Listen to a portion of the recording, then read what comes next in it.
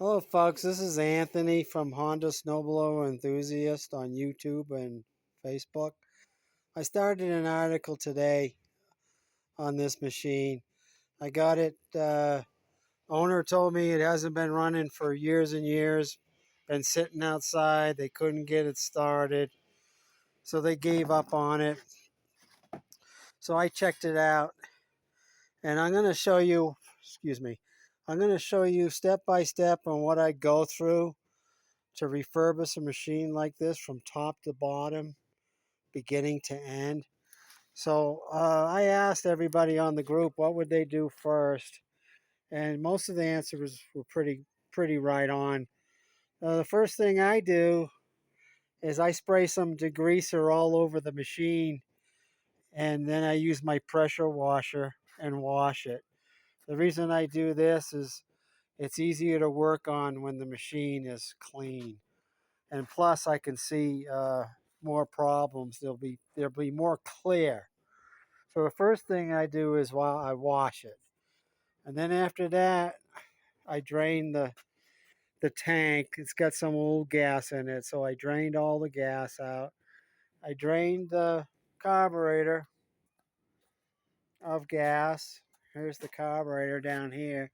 I drained it, and before I try to start it, I'm going to clean out the carburetor. Before I even do that, I want to determine if there's any spark. So I put my spark tester in line, from the spark plug uh, to the boot, and I pulled the recoil starter. When I checked out the machine, the first thing I did was make sure that it turned over, and it did turn over. So I checked out the spark, and it has good spark. What I'm going to do is I'm going to change the spark plug, clean the carburetor out, and I'm going to remove the spark plug, and I'm going to pour some oil in the spark plug hole because I don't know really, how long this machine's been sitting. The owner said several years, and several years to me means probably 7 to 10 years. It could actually be longer. I see a lot of corrosion. There's corrosion here, right here, and some rust. If you look at the augers look pretty good actually. They just been left outside, so they're rusting up. So I can take my wire wheel on my drill and clean these augers off. And actually, it looks pretty good. You folks know it's got nice teeth, nice tines you call them, or teeth. Um I'll clean this all up and paint them with some Rust-Oleum or paint them with some 415. I'm going to install an impeller kit on the impeller. I got to clean the inside of the bucket off, and do some touch-up painting. But first thing I want to determine before I do all that work is to make sure that the engine will run. Now, the owner said it was running when they parked it. People always say that.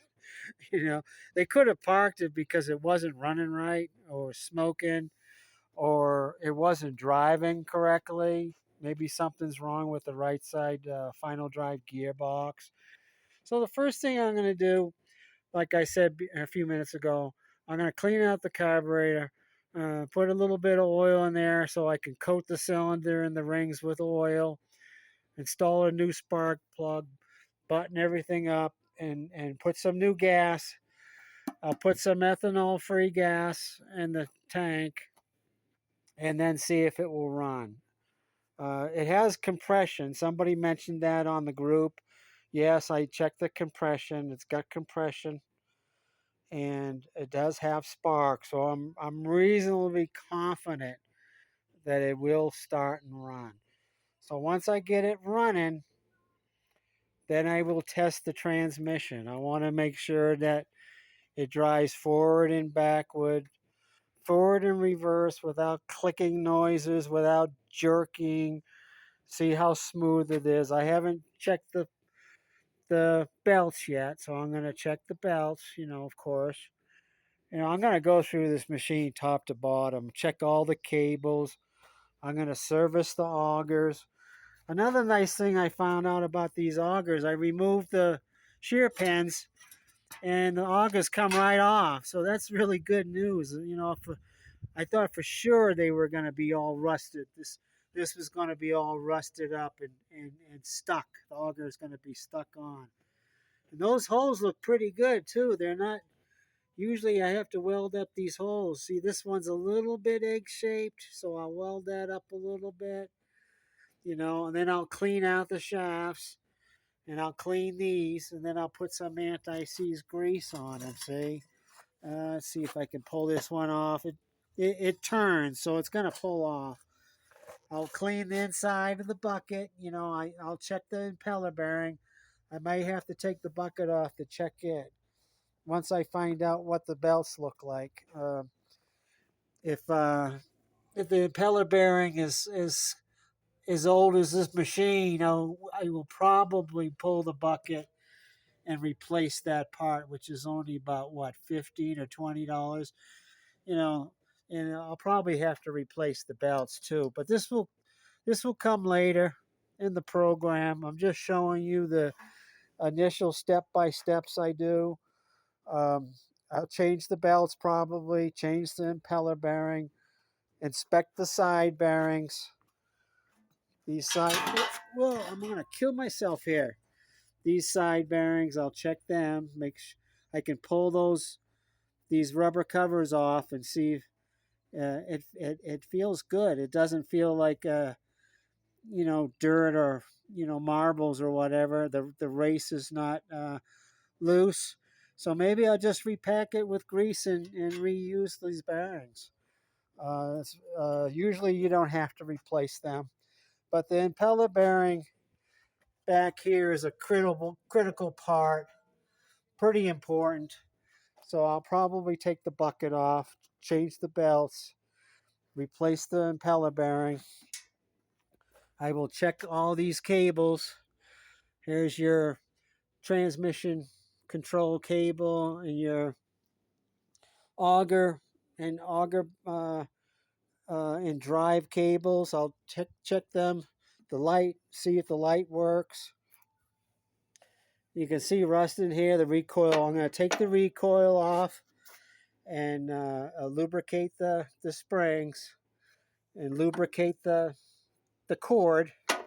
So, you know, this is just the first part.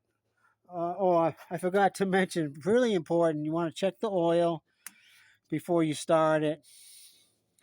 Let's see what it looks like. It's a little bit low on the stick and it looks clean.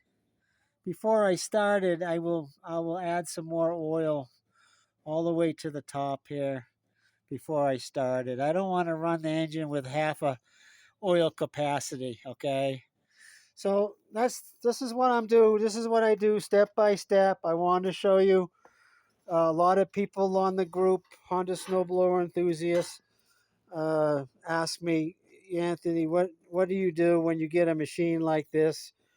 I got it at a pretty good price because it wouldn't run, it wouldn't start for when they tried, and I don't even know if they had another mechanic look at it.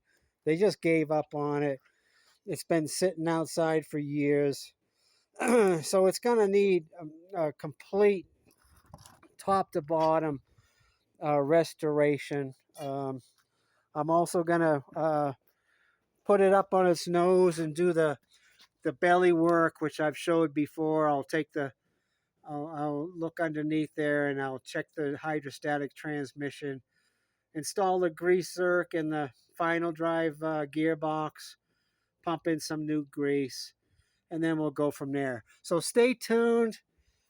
This is just the first couple hours, and as I go along, I'll add to the article that's on our Facebook group, Honda Snowblower Enthusiasts, and make another video. Thanks for watching, folks.